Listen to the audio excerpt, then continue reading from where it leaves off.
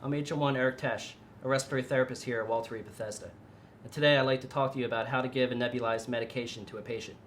One of the things that RT is known well throughout the world for is nebulizers and delivering albuterol and other liquid medications to patients.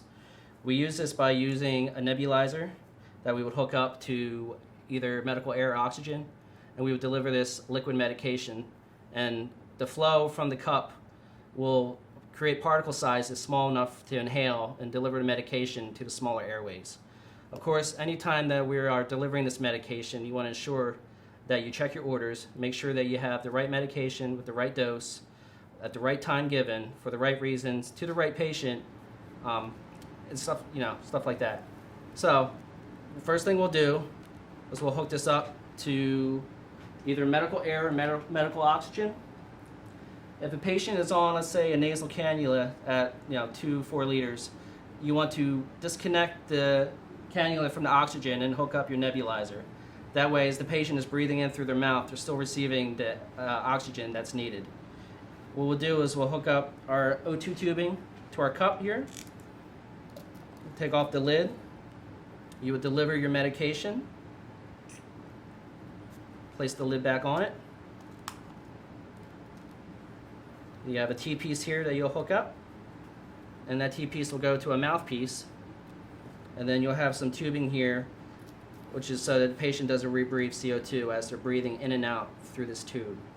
You want to direct the patient to create a nice tight seal with their lips around the mouthpiece and instruct them to breathe in and out through the tube the entire time.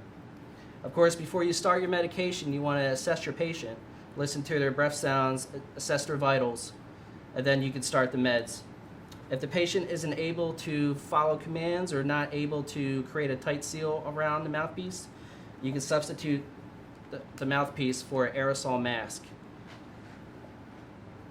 And when you set this, you want to set it at 8 liters per minute, and 8 liters per minute is the recommended flow needed to create the right particle size to deliver the medication. If you don't put enough flow into it or too much flow, then you won't be able to deliver it properly. So I'll show you guys. At 8 liters, you should see a fine mist coming through this, which you put on the patient. And if it was on the mouthpiece, of course, the patient would be breathing in like this, breathing in and out through this. If you had a patient that could not tolerate using a mouthpiece, or maybe they were so little that you couldn't get a mask on them, you can always do a blow-by system. And for that, you would just cover up one side with an occlusive piece of material such as plastic over the mouthpiece, and that way everything is coming out through the tube, and you can just sit here and provide blow-by for the patient. Again, once the medication is done, it will usually take about 8 to 10 minutes for the medication to finish. You could assess your patient at that time for any adverse reactions.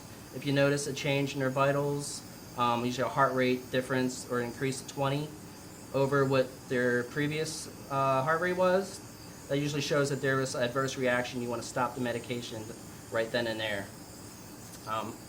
Usually if we have multiple medications to give, we'll give one at a time through this, and we'll start with a bronchodilator, and then you can give either a mucolytic after that or finish with a steroid last.